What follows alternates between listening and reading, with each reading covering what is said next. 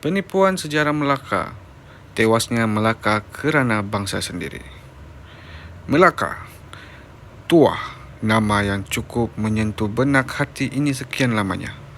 Hari menjelang hari, rahsia semakin menunjukkan diri, seolah-olah ada sesuatu petunjuk yang diberi, supaya kelak mampu dijadikan ia sebagai toladan. Jangan diulangi ia sebagai satu kealpaan. Saudara-saudaraku sekalian, Melaka sejak dahulu kala cukup terkenal sebagai sebuah kuasa besar perdagangan di Selat Melaka. Betapa ketika itu banyaknya bahtera-bahtera yang datang berdagang sejauh mata yang memandang. Yang bermata sepet, yang berkulit putih, yang berkulit hitam, hatta apa warna sekalipun pantas saja datang ke Melaka untuk melihat keagungan sebuah kerajaan Melayu Islam. Sebut saja nama Melaka di serata pelusuk utara, selatan, timur dan barat, pasti mengenalinya.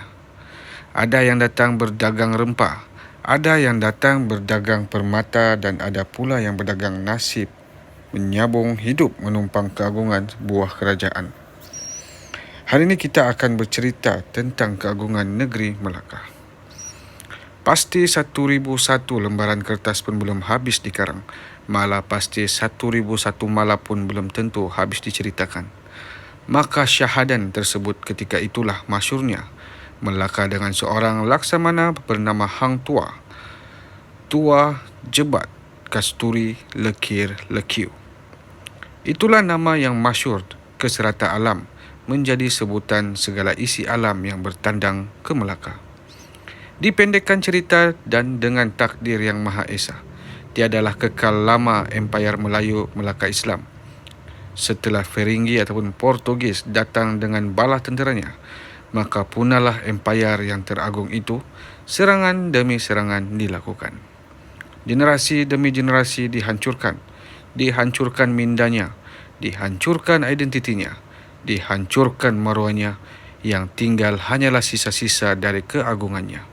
Yang tinggal hanyalah secebis sejarah yang diacuankan oleh penjajah untuk saudara sekalian.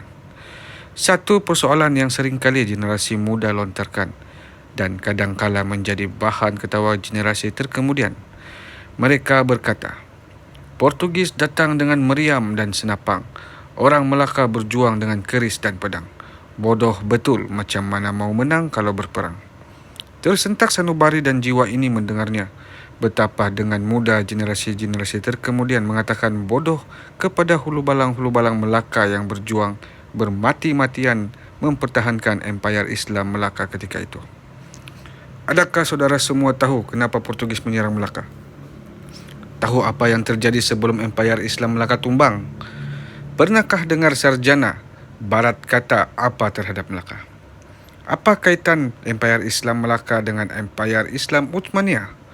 Kajilah saudara, janganlah kita hanya tahu disuap sahaja sebelum dipecahkan kod-kod yang tersembunyi tersebut. Biar saja diceritakan perkara yang sebenar kepada kita semua. Dengar dan sebaiknya kalam ini.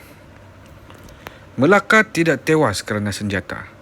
Melaka tewas kerana pengkhianatan bangsa sendiri yang khianat dan bersengketa.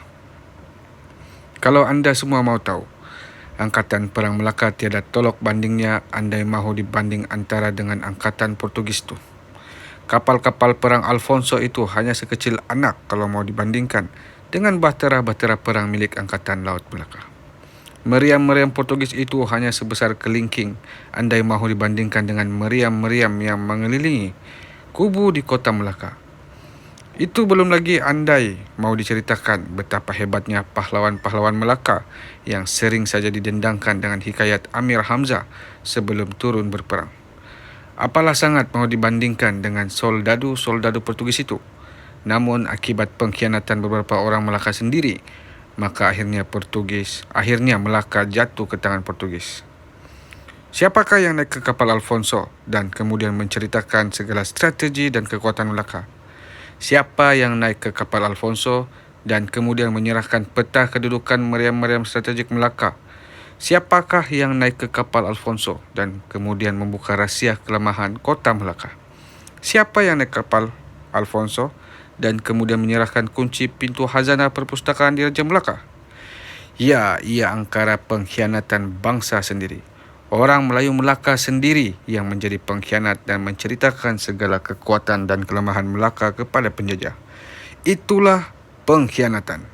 Itulah yang menyebabkan Melaka akhirnya jatuh ke tangan Portugis.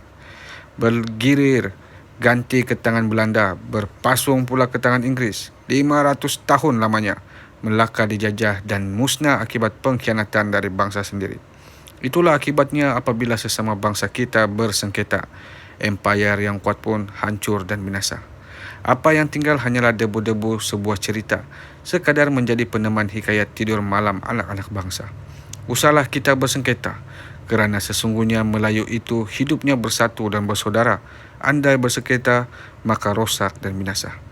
Belajarlah daripada Melaka. Usahlah diulangi kesilapan itu lagi. Janganlah jadi petualang kepada bangsa dan agama sendiri. Tanah Melayu ini warisan nenek moyang kita. Di tangan kita, ia akan kekal terpelihara. Satu lagi yang menjadi persoalan semua sekian lama, kemana hilangnya Tuah ketika itu? Tuah tidak pergi ke mana-mana. Tuah bukanlah pengecut dan dayus untuk lari meninggalkan Melaka dalam keadaan rosak dan binasa. Pantang sekali pendekar berundur sebelum bertempur. Ini kan pula Laksamana Tuah yang termasyhur. Namun Tuah bersedih melihat pengkhianatan bangsanya sendiri. Tuah membawa diri dan hilang entah ke mana setelah jiwanya tersiksa akibat membunuh saudara sendiri. Demi taat dan setia kepada Sultan Melaka, Adinda Jebat menjadi taruhannya. Derhaka kepada Sultan bukan langkahnya, kerana pantang anak Melayu untuk derhaka pada sultannya. Itulah prinsip dan pegangan Tuah.